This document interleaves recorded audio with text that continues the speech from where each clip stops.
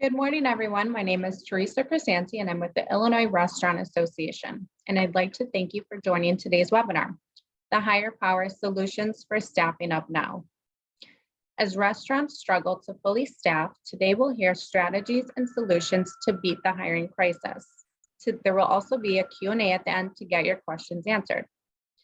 Today's webinar is being broadcast in English, Spanish, and Mandarin Chinese. To listen in Spanish or Chinese, please use the interpretation button in your toolbar. This webinar is being presented by the Illinois Restaurant Association in conjunction with the Cook County Small Business Source. Established to ensure businesses emerge from COVID-19 intact and positioned for growth, the Small Business Source connects small business owners with expert guidance and support. Services include no-cost business advising, resources, and events that connect small business owners with a community of advisors and each other. For one-on-one business advising, sign up at cookcountysmallbiz.org. It's free and signing up is easy. The Small Business Source will then connect you with an expert from their network, including us here at the Illinois Restaurant Association. All of their contact info will be included in the follow-up email you'll receive after this webinar. Also, before we begin, I'd like everyone attending to know that the Illinois Restaurant Association remains a resource to you as the hospitality industry continues efforts to recover. Our staff is focused on providing guidance, assistance, and relief to restaurants, bars, caterers, event venues, and other hospitality businesses in Illinois as we all work to emerge and operate fully again. We're sending regular email updates to thousands of operators around the state with what you need to know for your business. You can sign up for those on our website. We also have a host of different resources and vendors that can assist you. Info about any current mandates, a pro bono legal network, and much more on our website. Now, for today's webinar, you can use the Q&A button in your toolbar to post your questions at any time during the presentation.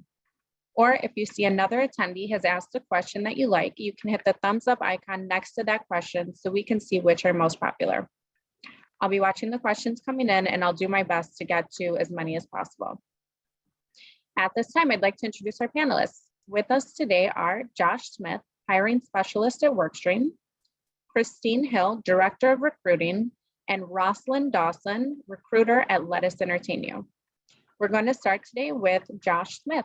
Josh, please take it away. Hey, thank you so much, Teresa. Appreciate the introduction. Today we want to talk about the top 5 ways you can obviously beat the hiring crisis. It's been going on for a couple of years since the pandemic hit. We've been able to see quite a difference in the way that these have helped people increase not just the net, widen the net that I'll talk about in a little bit, but help you get more of your time back, essentially. So go on to the next slide for me.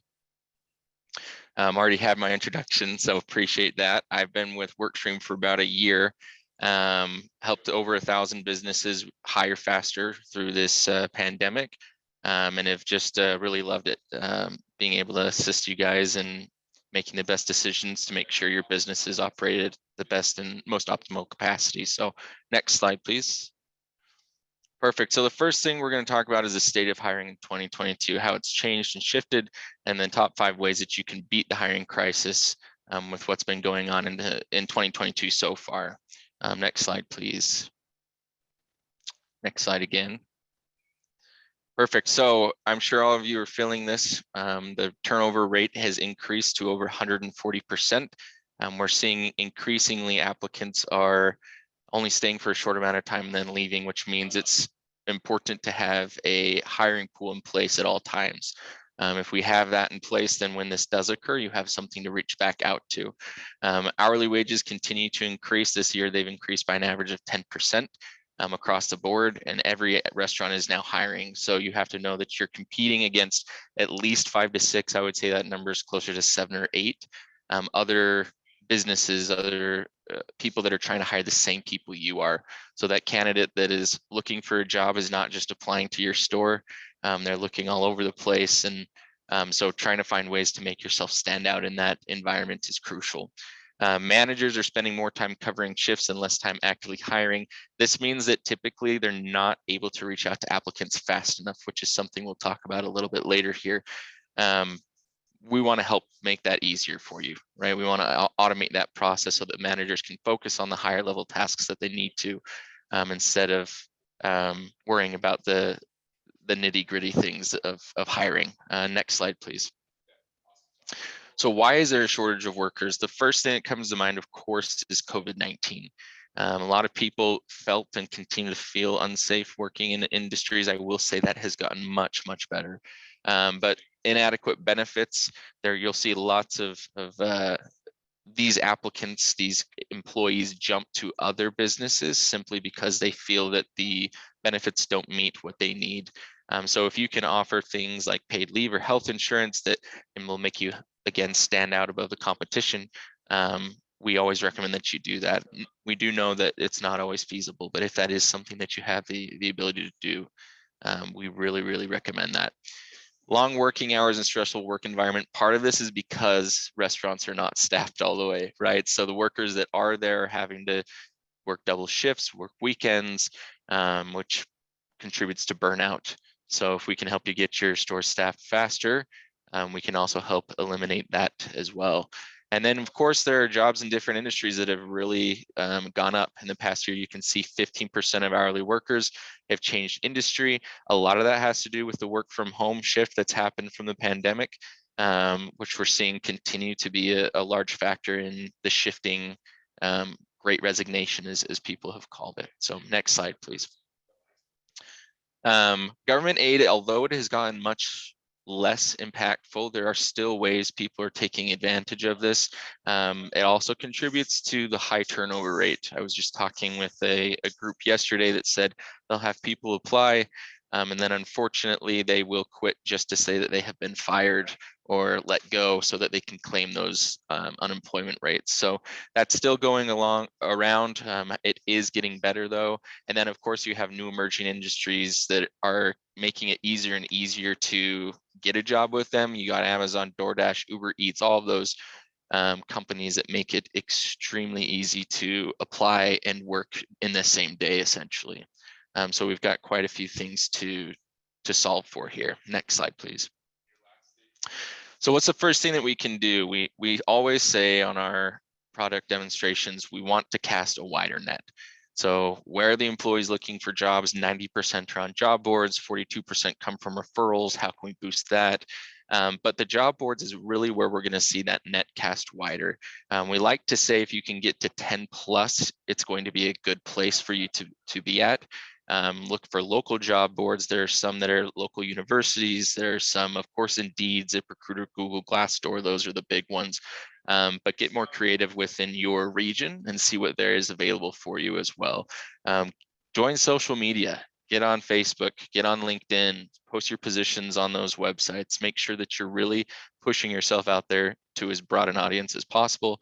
And then visit beauty schools if that's something that you guys are doing. With QR code applications, visit colleges with QR applications. We want to provide you with the tools to put these in, like I said, universities, wherever the demographic that you're hiring for is, we want you to go put that out to. So next slide, please. Promote. So actively recruiting, believe it or not, is a great way to continue to have this helping, to continue to solve those problems that I was talking about earlier. One of the main issues that we're seeing is that, like I said, the managers of the store who are typically doing the recruiting are so overwhelmed with the day-to-day activities and making sure the stores are staffed and working well, they're not able to actively recruit. So how can we help solve that problem? Think outside the box. Put application codes on receipts, pizza boxes, you can get creative with the way that you put that out there. Drive-through windows, that's a place we see it all the time, and continue to do it that way. So next slide, please. Don't forget to meet your applicants' needs. So you're going to optimize job postings by making sure what they see first is what's most important to them on the job boards and your postings. We'll make sure that the wages is visible. We're seeing that if wages are not visible in the ads, I believe it's a 33% decrease in visibility in clicks. It may even be more significant than that. Off the top of my head, I think it may have changed more. Try to highlight that you have schedule flexibility, and then hit on your keywords with benefits like we talked about earlier. If you're going to be, giving out healthcare benefits or PTO, anything like that, make sure that that is visible right when they open the ad. Millennials and Gen Z make up the bulk of your workforce, right? You want to be on their radar, so we need to make it mobile friendly.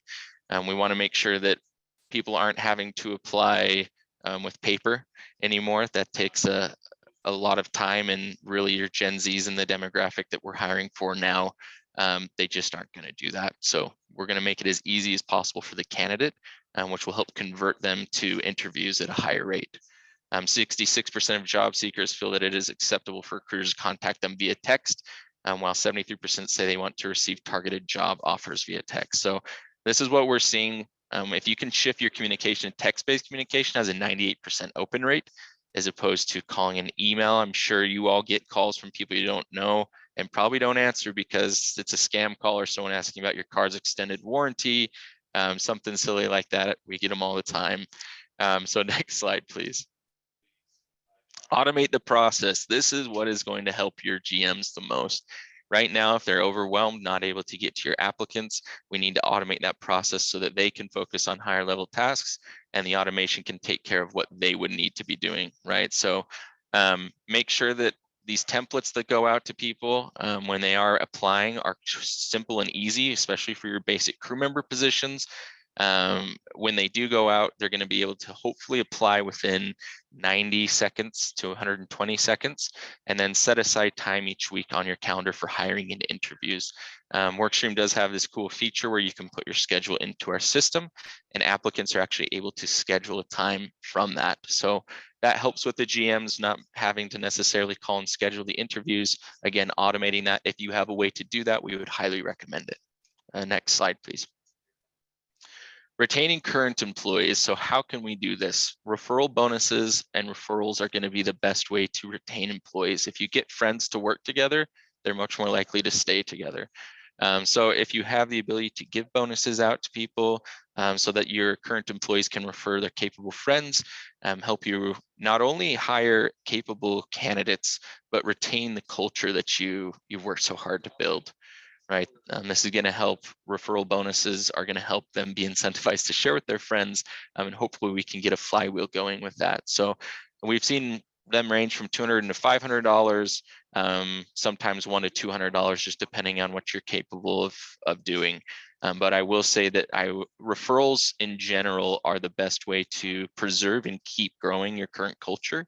And it'll help you with retention as well. So then we have performance bonuses and career development. If you're able to help them hit a career objective, maybe if they're on time for 2 straight months, or they're getting the food out on time for X amount of days, maybe we can get them some sort of gift card or whatnot. There's an example here where we have Home Depot rolled out a bonus plan. They allow their employees to earn an additional month's pay when they meet criteria. So sales, cash flow, throughput goals. So get creative with this. We want to incentivize not just for referrals, but to keep them there. Little prizes here and there. It really does make a difference. So it can be as simple as a gift card, right? Maybe a gift card to get some coffee or to Target. Whatever you're thinking is going to work for you. Spot bonuses are great too. It's a way to incentivize your team to put their best work forward, reward excellence, and recognize top performers. So this is smaller things like a little bit of cash, some movie tickets, like I mentioned, gift cards, or some extra time off. Next slide, please. So that's my presentation. If anyone has any questions, I will be here at the end to have those answered. And then I believe my information will be there at the end as well to be given out. So if you want to get a hold of me, we can talk about how we've helped other businesses hire, the restaurants hire. I'm more than happy to do that. But thank you so much for having us. Thank you so much, Josh. That was very insightful. So next we have Christine Hill and Rosalind Dawson with Let Us Entertain You.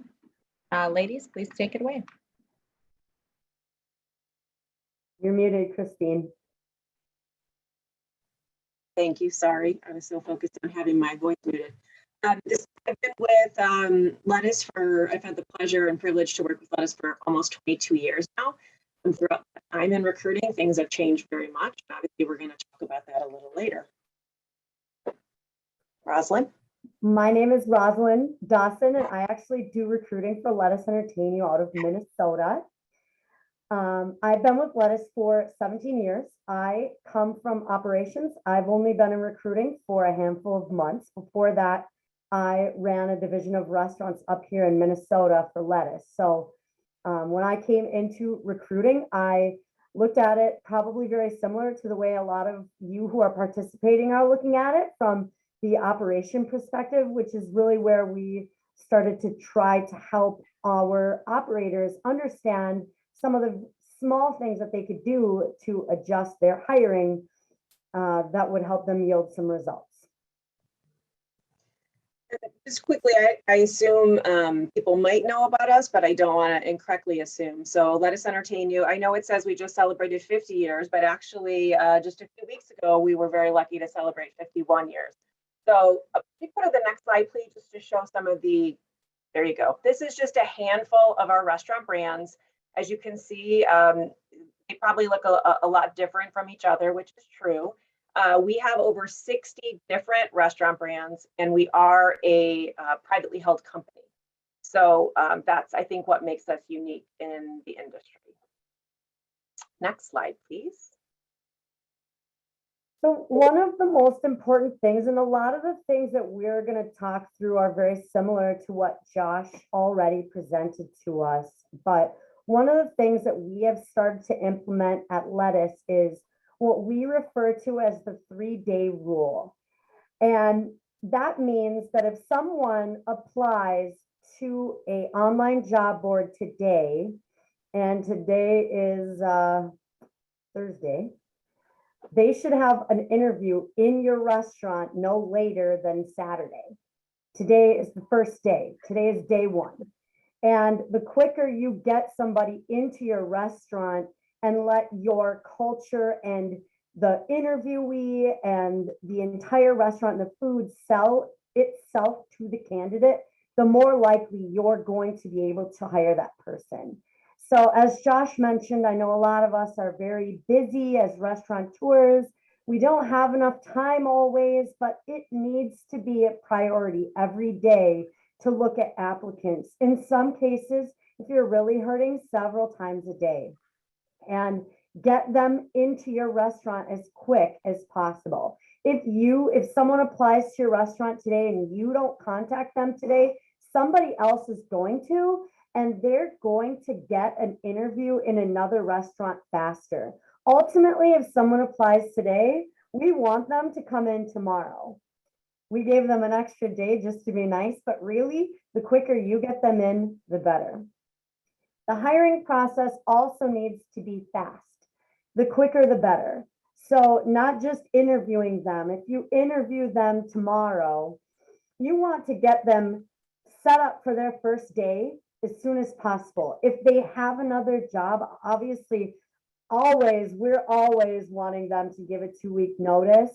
But if they don't have a job, they are applying and need money. So get them in as quick as you can and get them started. Even whatever that means, if you don't swoop them up and get them going, somebody else is going to. Next slide, please.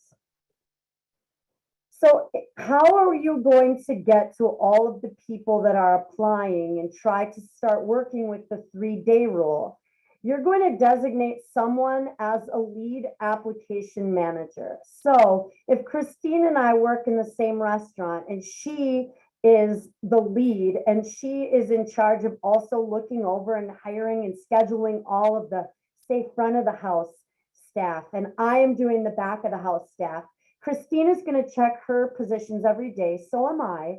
But if she is the lead in our store and she looks and she says, oh, it looks like Rosalind's maybe not getting to it as quick as possible, prep must be really crazy, then she's going to just hop in and make sure no matter what, that all of those people get communicated with quickly and just get them in. But somebody should be looking at applications every single day, as many times as needed to get people into the restaurant.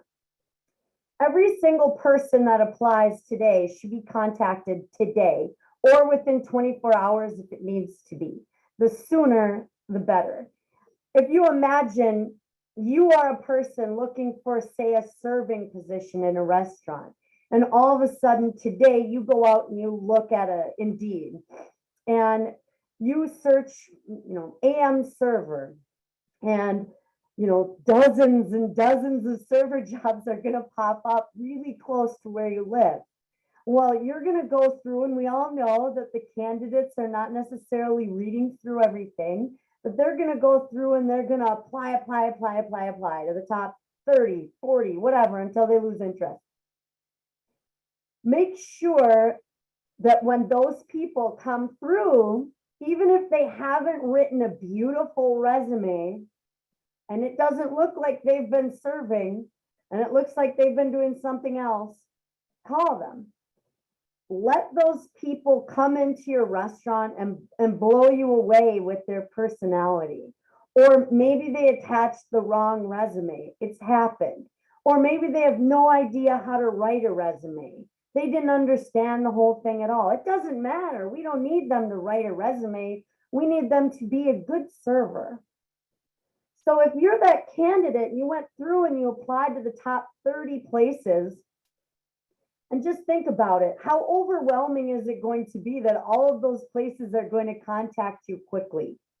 How are you getting that communication as the candidate? And then what do you do with it? Well, personally, I'm going to schedule a couple interviews with the first few people that are going to call me. I'm going to go to those ones that I have scheduled tomorrow and maybe the next day, but the odds of me even moving on to that third day are so slim. And we're all asking one of the same questions, where do the people go when they don't show up for their interview?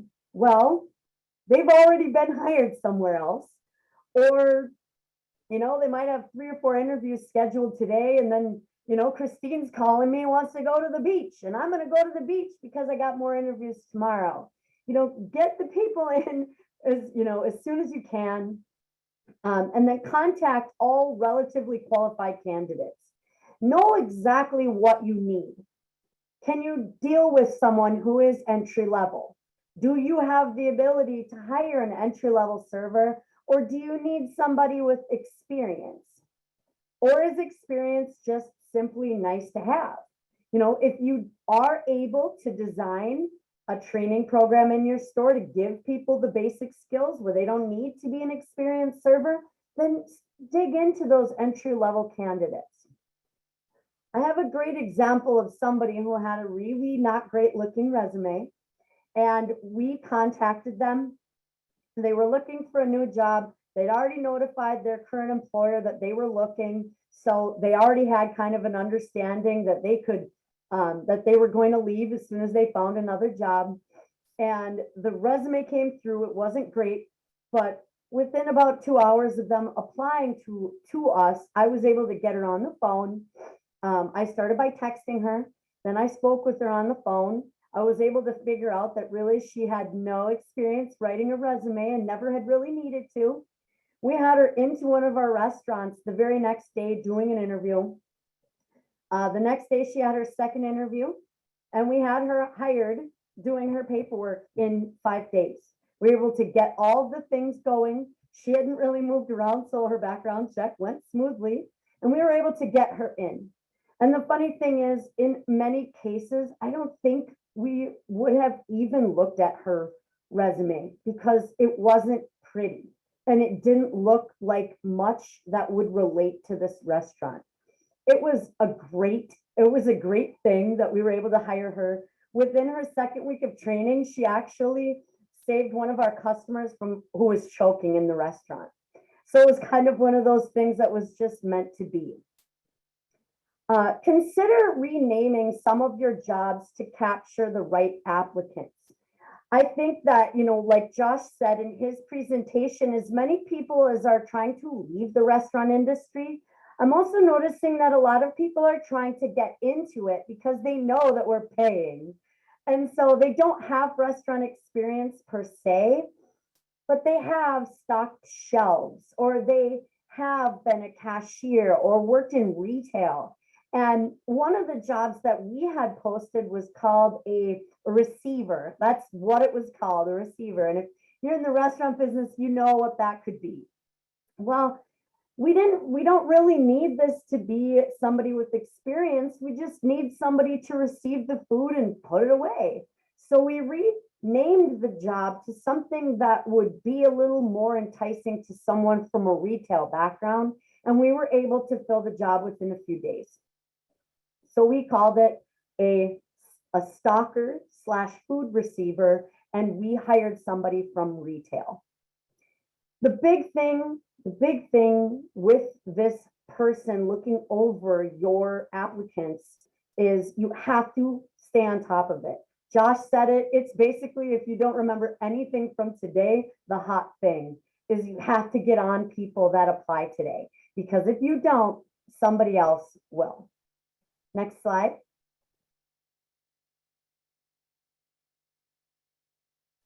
Christine? Thank you. Yeah, so as Rosalind's already sort of mentioned, know your hiring needs and prioritize them. As a best practice for us, we are able to use technology for our applicants and to manage applicants in each job. And so we, as a best practice, we leave our jobs posted evergreen, which simply means within our application system, they do not expire until such time as we've filled our needs. By prioritizing and knowing your hiring needs, as well as what Rosalind referenced in the previous slide, what do you need to have? Which positions can be trained? Which positions need to be experienced? And if there's any middle road there. The reason that that's important is that you are able to, as hiring managers in your restaurant, you're able to do all the things she's already talked about with your applicants and consider them and put them in a position potentially that makes them more successful. Let's say it's a server, they want to apply for a server position, but to make them successful with no restaurant experience, you really believe, wow, this person's personality, their energy, their warmth, I'd really love to start them as a host. So again, by knowing which jobs are entry level, which jobs must be experienced, that is going to help you as you're advertising. You're going to include any necessary information in an ad.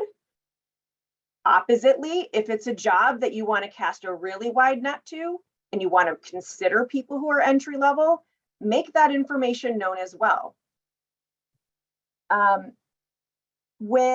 As she's already mentioned as well, you have an application lead manager, but those scheduling managers, people on the team that you might have, they should also be assisting. Too often, we have seen an application lead manager gets delegated.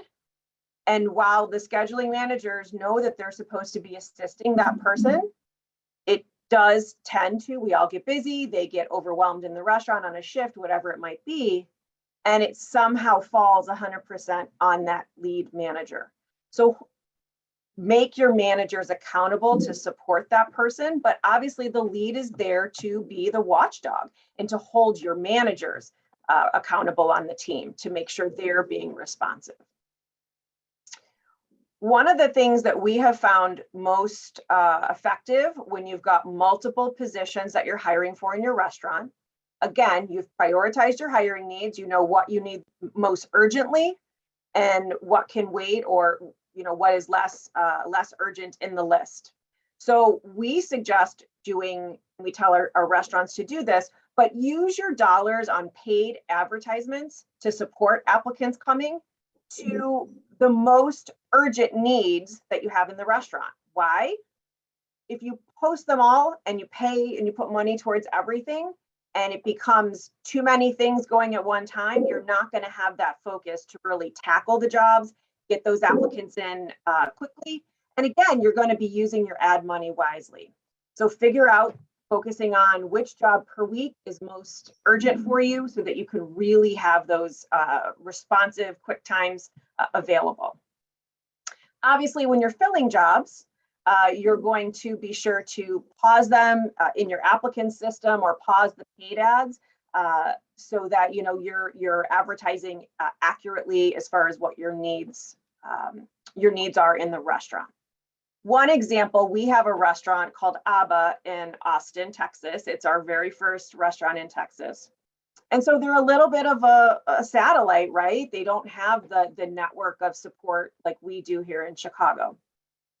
So they did a really beautiful job of trying different job boards. But also they really looked at everyone. They brought them in, they looked at their personality, their warmth, their energy, their desire to be in the business. And also they did a really beautiful job of selling who we are in the process. Who is Let Us Entertain You and why do you want to work at Abba in Austin? And what they had the best success for is they ended up filling their more support positions, their bussers, their barbacks, their server assistants, whatever it might be. They filled them with great people who were more entry level, with the hope and with sharing with them that this is a great way to get to their ultimate goal of server and bartender. So again, you can fill some of these less urgent needs or the more entry level needs with some of the people that are applying to those positions that you absolutely need experience for. Next slide. Roslyn? So the next thing is contacting the candidates, which again, Josh kind of touched on this. The one thing that, that I wanted to mention is if somebody applies to your restaurant, at the very least, they have said, I want to work here. And I think sometimes we get stuck in this idea that if somebody applies for a server and they're not maybe qualified on paper to be a server, we don't always necessarily still bring them in, talk to them and find them a job. And at the end of the day, like Christine mentioned, somebody wants to work at your restaurant. You need people. And at the end of the day, most people out there that are looking for jobs that haven't applied, they've not said they want to work for you. So use that, and every single person that applies is really how we at Lettuce are trying to approach every single candidate. If we can find them a job, we do. If they don't work out for a certain restaurant, we're going to see if we can find them a job at one of our other restaurants. And so that, while, many of you don't have many restaurants, they still want to work for you and they apply. So find them a job. We all said a million times here, contact somebody as quick as possible. Set up 3 standard times for interviewing in your restaurant every day. So let's say it's 11 o'clock, 1:30, and 4 o'clock.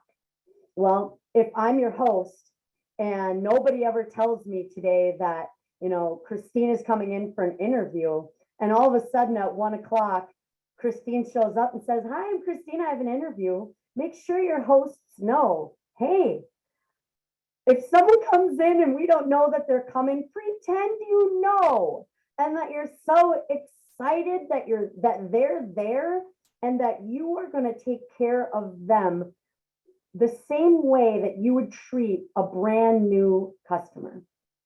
So in our restaurants, if Christine comes in and I'm the host and I have no idea she's coming, and who knows, hopefully she applied today and we got her in today to come in for an interview and no one had time to come over and talk to me. Totally fine. My job is to make sure that I say, oh, Christine, great, we've been expecting you. And I'm going to get her some whatever is awesome in my restaurant, some coffee, some donut, whatever. And I'm going to sit her down and I'm going to be like, I'm going to get somebody right out here for you. Did they say who you're interviewing with? No, just the hiring manager. Okay, great. And then go find someone to interview Christine. And it's so interesting to me how many times you can walk into a restaurant and you are a server and nobody knows that you're coming and nobody cares that you're there. Well, they do care. We all are so tired of being short-staffed. Everybody should be treating every single interview like a customer. If you have these 3 standard times, Make sure your host stand knows exactly what to do with people when they come in, and treat them amazingly. Blow them away once they walk in the door, and then find them a job. When you're trying to contact customers, I know Josh mentioned this, but use text message. You have to use text message. And if you do have a script, make sure you have a script that is very clear. If you don't want to be bothered 5 minutes before the interview where Christine's asking, hey, who do I interview with? Who do I ask for? Who do I check in with? Make sure your script is complete. Ours says, okay, great. Christine, check in with the host stand. Tell them that you're there for an interview with the hiring manager. The host stand will know what to do. And then they're not going to message you 5 minutes before. Keep in mind, emails sometimes go to spam, voicemails don't always get listened to, and candidates get so frustrated if they're left on hold. Your job is to remove as many obstacles as possible from every applicant and get them into your restaurant. Once you get them into your restaurant, your sales pitch needs to be stellar. And everybody in the restaurant needs to know what it is, because it's everybody's job to find new employees. Cell phones, big thing. Use your cell phone and send text messages. Next slide. Yeah, and I'm just going to add something to what Rosalind said, right? She's been talking about selling your restaurant, selling why somebody wants to work for you. Long gone are the days where a candidate should only be selling us on why we should hire them, right? So we know it's a war on talent. And so while sure, we're interviewing them to make sure that we feel great about them and we can find a great job for them, but we also don't forget to tell them about what makes your restaurant special and why they want to work there. Rosalind will probably tell you a story that I'll let her jump in here, actually. Will you tell them the story about how you started with lettuce? Yes. So 17 years ago, I was right out of college and culinary school, and I was not ready to give up my culinary school roots, even though I was far better suited for the front of the house. And I went to an interview at a restaurant that we had in Minnesota called Tucci Benucci. And I came in looking for a kitchen manager position. The partner that was interviewing me completely sold me on lettuce, all of lettuce. And I was so unbelievably impressed that when I went home from that interview, I called my boyfriend. I'm like, hey, I am not getting this kitchen job, I'll tell you that, but I have to work for Lettuce Entertain You. It just is, there's something about it that is me. And I got another opportunity to interview with Lettuce for Big Bowl Chinese Express, which in Chicago, you have one in Navy Pier. And I was like, I am not going to work in fast food. This is not my thing. No, I spent all this time in culinary school. No.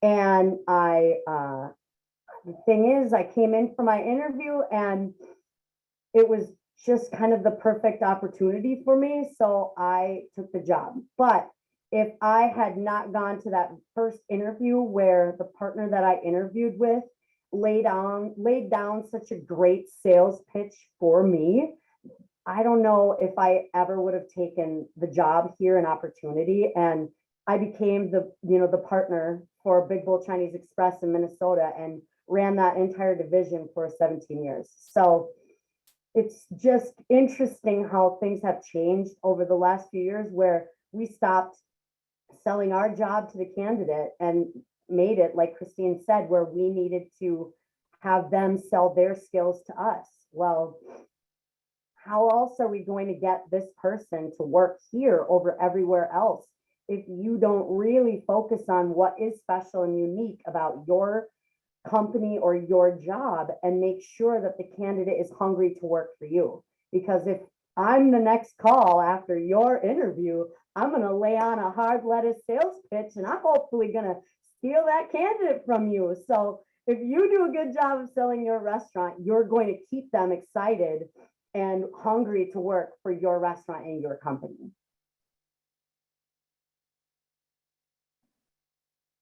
Great. Thank you. I love that story. So, is this your slide? Sorry, Rosalind. Nope. Oh, it's mine. Okay.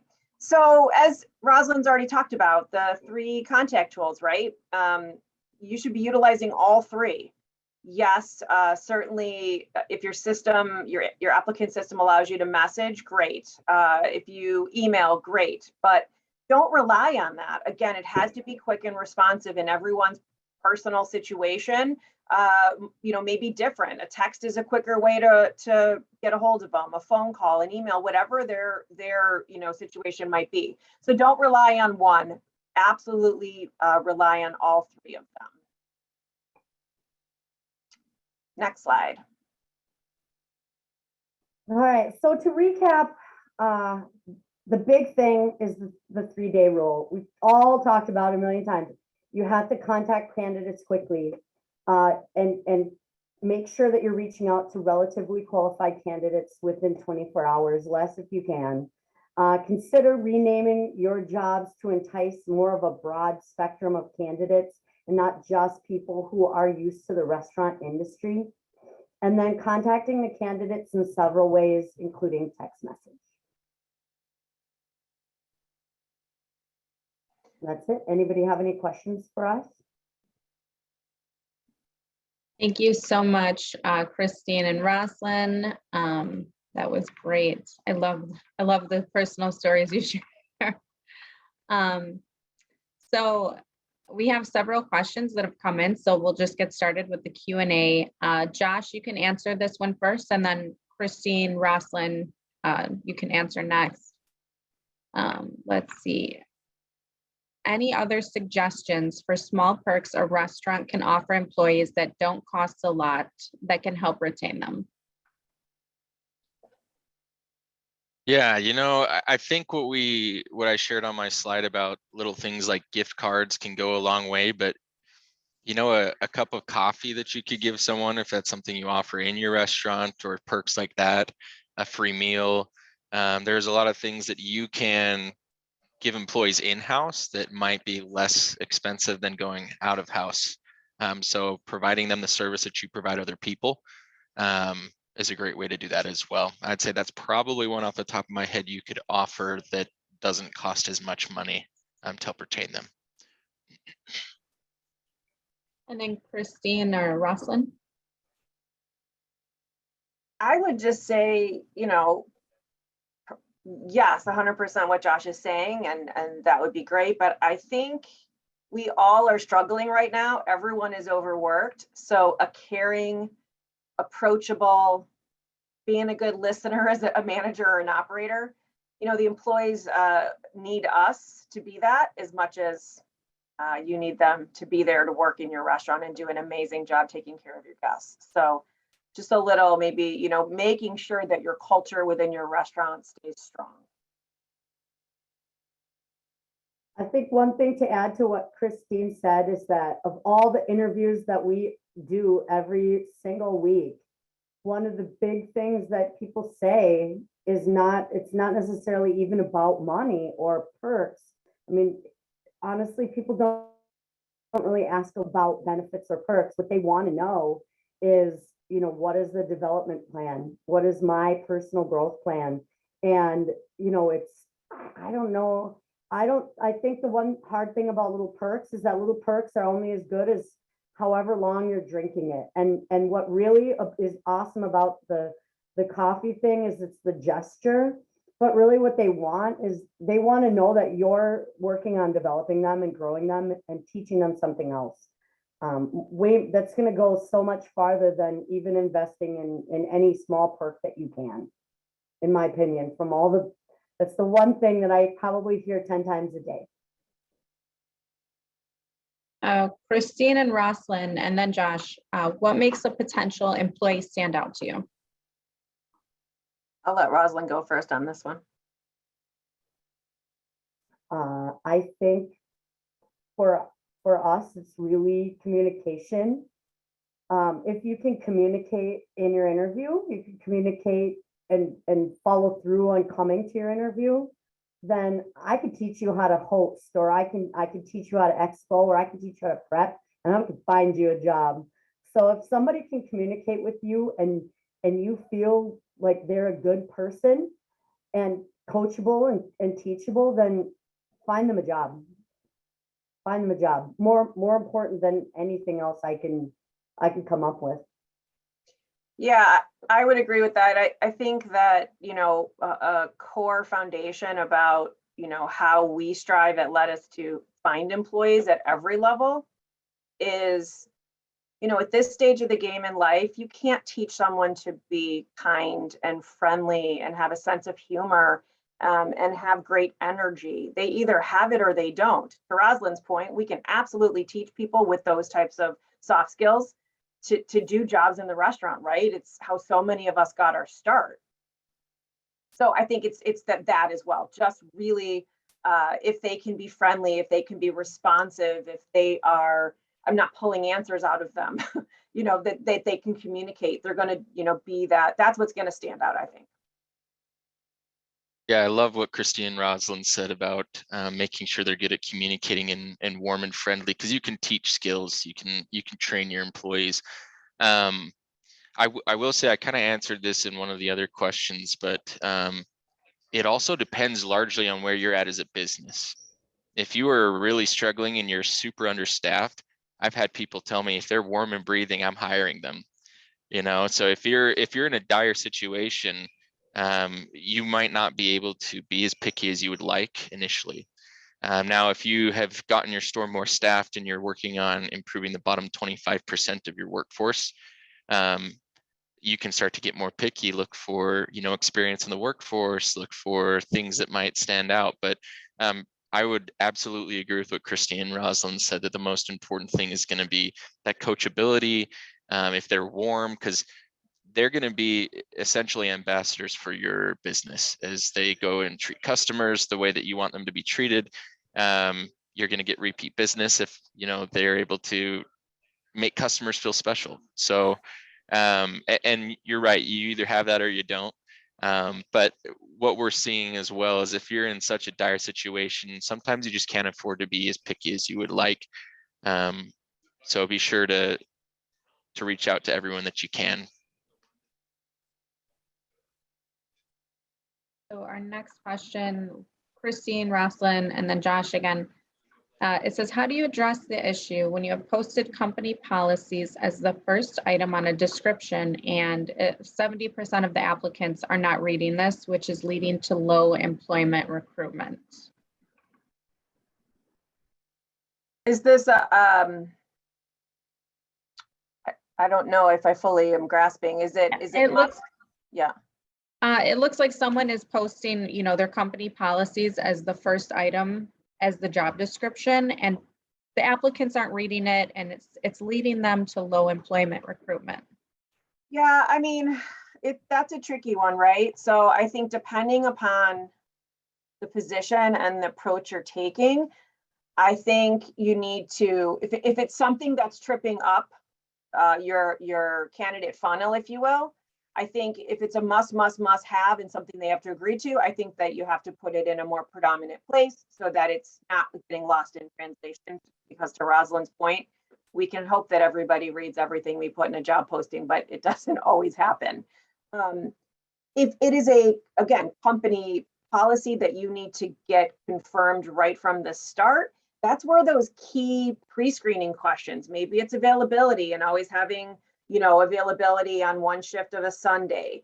Maybe it's the ability to provide 75% of their uniform at their own cost. Get those things out of the way quickly so that you're spending minimal time without squeezing your funnel to just be a drop or two that come through.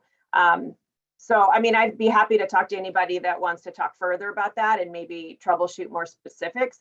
But I feel like that's what we're saying, talk to anybody that's interested, get those things checked off the list right away. And if they can't do something or they aren't willing to agree to a company policy, well, what's the worst thing? You've done great PR for your restaurant and you're going to consider that applicant a potential test, hopefully, or you're going to be able to get that checked off the list and move them forward in the process.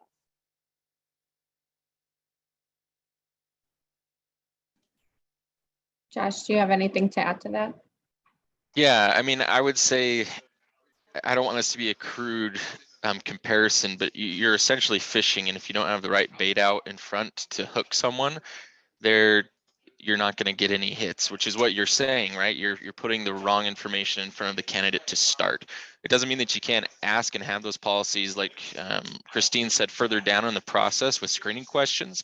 But right off the bat, the things we are seeing candidates looking for that push them through the process are pay and benefits. And if they see those first, they're going to go a little bit further in and answer those questions for you. So we want to make sure the first thing applicants see are, hey, this is why it's great to work at our company. Just like Christine and Roslyn were saying, that sales pitch, right? It's got to be something that catches their attention, and it has to stand out. So yeah, we have these cool things at Workstream that are called smart screening questions. Will automatically get those people out. That's something you would ask later in the process. As far as the job description itself, you're gonna shoot yourself in the foot, so to speak, if you have the company policy being the first thing that they're reading. Great, thank you. So Josh, this is for you, and then Christine, Roslyn next. Is there anywhere you would say not to post or anything not to do when trying to find new employees? Well, this is a good question. See, I would say it's so subjective from where you're at. I would say try more things than not. So as you're trying those things, if you have an analytics tab, we offer that too. You can make data-driven decisions on if certain job boards or methods are working well for you or not.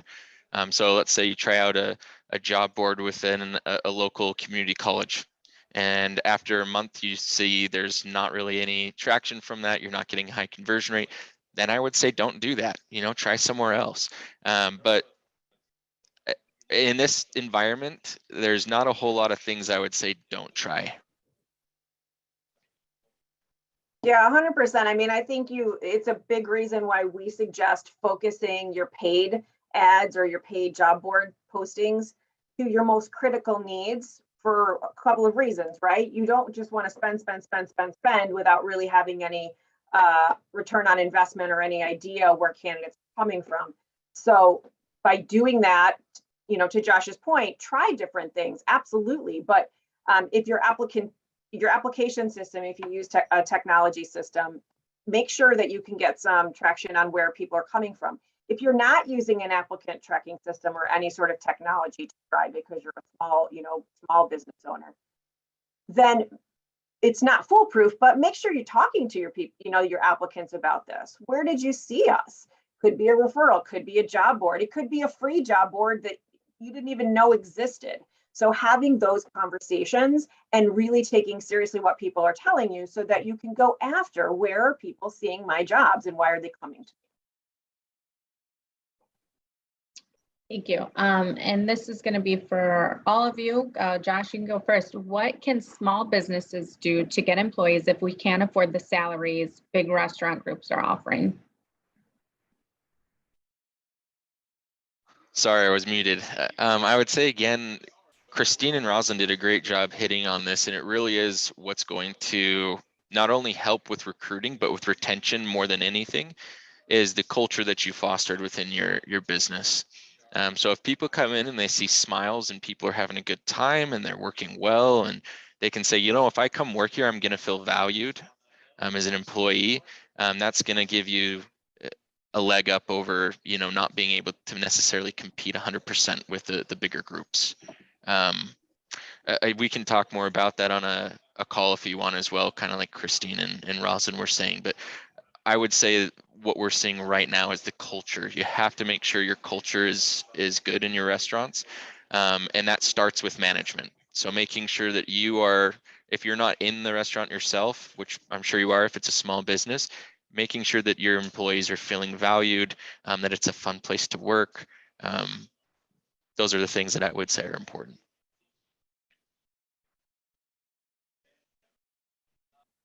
Christine, do you have anything to add? No. Okay. Oh, I don't think so. I think it goes back to exactly what Josh was saying. You know, you've got to understanding that a smaller business is going to have, you know, different things that they can tap into. But I mean, that's just organic. That's who you are as a restaurateur. So really capitalizing on that and promoting that, I think, is key. Okay, and I have a question specifically for lettuce. It says, I really loved your 3-day rule, but found that only works if your company gets lots of applicants.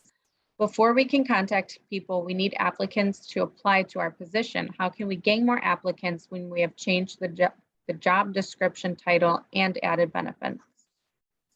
Actually, the reason that we came up with the 3-day rule is because we're not getting very many applicants. We're taking advantage of every single applicant that comes in. We, to give you an example, our Minnesota stores, which were the first people that we really put onto this program, they had hired like 3 people the prior 3 months.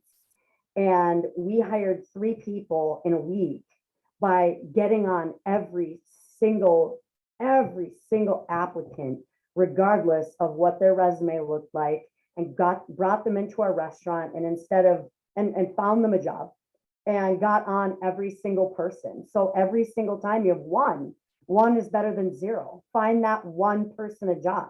I think before, when we all had, and I always say when I talk to our restaurants about this program that we're working on, I always say, hey guys, I'm in recruiting instead of in the restaurants.